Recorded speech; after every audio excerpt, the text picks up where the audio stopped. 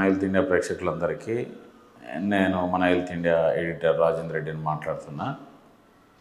ఈరోజు మనం ఒక విషయం చెప్పుకోవడానికి వచ్చినాము. వైద్య శాఖలో బదిలీల అక్రమాలు, ఈ అక్రమ బదిలీల గురించి మనం మాట్లాడుకోవడానికి లాస్ట్ 10 రోజుల క్రితమే మనము వీడియో చేసినాము. కానీ గవర్నమెంట్ ఆ రోజు స్పందించాల్సిన అవసరం ఉండే, ఆ రోజు స్పందించకుండా ఈరోజు స్పందించడం వల్ల దాని యొక్క ఉపయోగం ఏందనేది నాకేం అర్థం కాలేదు.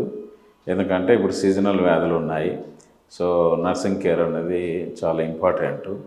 ఎందుకంటే రూరల్లో చాలా ఇబ్బందులు ఉన్నాయి, సిటీలో ఇబ్బందులు ఉన్నాయి.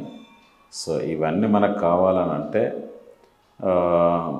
ఇంత లేటుగా స్పందిస్తే జనాలు కూడా కొద్దిగా ఇబ్బంది పడుతున్నారు. ఎందుకంటే నర్సింగ్ కేర్ అనేది ఇప్పుడు ఒక హాస్పిటల్లో లేదంటే ఒక ప్రైమరీ సెంటర్లో వ్యాక్సినేషన్ షెడ్యూల్ కావచ్చు, లేదు ఒక ఐసీ సెటప్లో కావచ్చు, లేకపోతే టీచింగ్ హాస్పిటల్లో కావచ్చు, ఎక్కడ కూడా ఇప్పుడు కొత్త వాళ్ళు వచ్చి వీళ్ళు ఇక్కడ జాయిన్ అయ్యి వీళ్ళ ఎన్విరాన్మెంట్ అర్థం చేసుకోవడానికి ఇబ్బంది పడుతూ ఉంటారు. మెయిన్గా ఏఎన్ఎంల గురించి గవర్నమెంట్ చాలా తప్పిదం చేసిందని చెప్పుకోవచ్చు. ఎందుకంటే ఏఎన్ఎంస్ అనేటోళ్ళు ఆ మండల్లో కావచ్చు, ఆ విలేజ్లో కావచ్చు, వాళ్ళకున్న గ్రిప్పు నాకు తెలిసి గవర్నమెంట్లో ఎవరికి ఉండదు. ఎందుకంటే ఎవరికి ఏ వ్యాక్సిన్ వేయాలి, ఎవరికి ఏ వ్యాక్సిన్ వేయకూడదు, ఎప్పుడు వేసినాము, వాళ్ళ పిల్లలు ఎక్కడ ఉన్నారు, వాళ్ళ డాటా అంతా వాళ్ళకు తెలుస్తుంది. సో ఇప్పుడు ఏఎన్ఎంలను తీసుకెళ్ళి ఒక జిల్లా నుంచి ఇంకో జిల్లాకు, ఇంకో జిల్లా నుంచి ఇంకో జిల్లాకి వేయడం వల్ల దానివల్ల గవర్నమెంటు ప్రజలకు అందించేటువంటి వైద్యం ఏదైతే ఉందో అది కంప్లీట్గా అందదని చెప్పుకోవచ్చు. ఇట్లాంటి పరిస్థితులల్లో మనం ఏం చేయాలి? ఏం చేసినా మనం 10 రోజుల క్రితమే ఏఎన్ఎంలను జిల్లా పరిధిలోనే ఉంచాలని అన్నాము. అది కాస్త జోనల్ పరిధి అని, వాళ్ళ రూల్స్ అని, పద్ధతులని ఇష్టం వచ్చినట్టు చేసి ఇవాళ వాళ్ళని మనం ఇబ్బందుల పాలు చేసి, జనాలను ఇబ్బందుల పాలు చేసి గవర్నమెంట్ సాధించేది ఏంది నాకు తెలియదు. హెల్త్ మినిస్టరు నిన్న స్పందించినాడు, వాళ్ళ మీద నిఘా పెడతాము, కఠినమైన చర్యలు తీసుకుంటామని. అదే 10 రోజుల క్రితం అని ఉంటే ఇంత దూరం వచ్చేది కాదు. ఎంత అయిపోయినాక స్పందించినా స్పందించకపోయినా పెద్దగా ఉపయోగం అయితే ఏముండదు. ఎందుకంటే మరి గవర్నమెంట్ ఇంటెన్షన్ ఏంది, గవర్నమెంట్ ఆలోచన ఏంది అంటే గవర్నమెంట్ ఏమైనా జనాల మీద కక్ష కట్టిందా, ఎంప్లాయీస్ మీద కక్ష కట్టిందా తెలియదు. ఆ కక్షపూరితమైనటువంటి పనుల కొరకు జనాలు మాత్రం ఇబ్బంది పడుతున్నారు. అట్లానే ఏఎన్ఎంలు, జిఎన్ఎంలు కూడా ఇబ్బంది పడుతున్నారు. ఈ ఇబ్బందులను గురి కాకుండా చూసుకోవాల్సిన బాధ్యత గవర్నమెంట్ మీద ఆధారపడి ఉంది.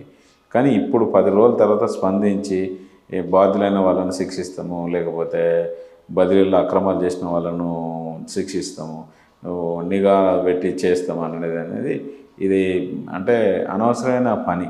ఎందుకంటే మనం చేయాల్సిన పని చేయకుండా అనవసరం పని అంత అయిపోయినాక అనవసరం పని చేయడం అనేది నాకు అనిపిస్తుంది. దయచేసి ఏఎన్ఎంలు కానీ, జిఎన్ఎంలు కానీ, అంటే స్టాఫ్ నర్సులు కానీ వాళ్ళ యొక్క పనిని బట్టి, వాళ్ళ యొక్క సామర్థ్యాన్ని బట్టి మీరు చేసుకోవాలి తప్ప ఇప్పుడు డిఎంహెచ్ అందరూ కూడా బాధపడే పరిస్థితి వచ్చింది. ఎందుకంటే డిఎంహెచ్ వల్ల వాళ్ళ పరిధిలో పిఎస్సీలు ఉంటాయి. ఆ పిఎస్సీలల్లో ఖచ్చితంగా ఏఎన్ఎంలే చేయాలి. ఏఎన్ఎంలను ఇలా ఆగం చేసినది గవర్నమెంట్. దాని ఫలితము షార్ట్ టైంలో, అంటే తక్కువ టైంలో, 1 నెల 2 నెలల్లో దాని ప్రభావం ఏర్పడుతుంది. అది మాత్రం గ్రహించాలి. ఇంకా ఇప్పుడు గవర్నమెంట్ ఏం డెసిషన్ తీసుకుంటుంది, ఏఎన్ఎంలను ఎక్కడో అక్కడ పెట్టేయడం సేఫ్. వాళ్ళ మండలంలోనో లేకపోతే ఊర్లలోనో అక్కడ ట్రాన్స్ఫర్ చేయాలి తప్ప జిల్లాలు దాటిచ్చి ట్రాన్స్ఫర్ చేయడం అనేది అంత మూర్ఖత్వం ఏమీ లేదు. దయచేసి ఏఎన్ఎంలను వాళ్ళ జిల్లాలలోనే ఉంచాలి. ఇప్పటికైనా గవర్నమెంట్ ఒక డెసిషన్ తీసుకొని ఏఎన్ఎంలను మేము ఇబ్బంది పెట్టాము, డిఎంహెచ్ఓలకు ఇబ్బంది రాకుండా చూసుకుంటాము. ఇది కనుక చేయకపోతే రాబోయే రోజుల్లో తీవ్ర పరిణామాలు ఎదుర్కోవాల్సి ఉంటుంది. గవర్నమెంట్ పరిణామాలు అంటే వాళ్ళు ఏమి హెసిటేట్ చేయరు, తప్పు చేయరు. కానీ ప్రజావైద్యం అనేది అందది. ఆ టైంలో మనం ఇబ్బంది పడతాము. ప్రజావైద్యం ప్రజలకు అందకపోతే ఆటోమేటిక్గా తిరుగుబాటు వస్తుంది. ఆ తిరుగుబాటు వల్ల గవర్నమెంట్కు చెడ్డ పేరు వస్తుంది. ఇది గ్రహించకుండా పిచ్చి మాటలు ఎందుకు మాట్లాడుకోవడం. ఇప్పటికైనా డెసిషన్ తీసుకొని స్టాఫ్ నర్సుల విషయంలో కానీ, ఏఎన్ఎంల విషయంలో కానీ జాగ్రత్తలు తీసుకోవాలని నేను కోరుకుంటున్నాను. Thank you.